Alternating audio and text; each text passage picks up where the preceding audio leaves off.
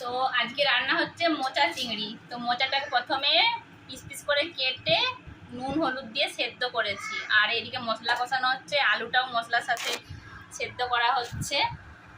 চিংড়ি মাছ দিয়ে মোচা বানাবো। তো চিংড়ি মাছটা আগেই ভেজে রেখেছি, এই যে কুচো কুচো চিংড়ি।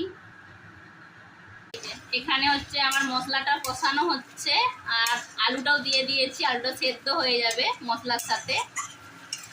মোচাটা আমি জল থেকে ছেঁকে আর কড়াই দিয়ে দিয়েছি।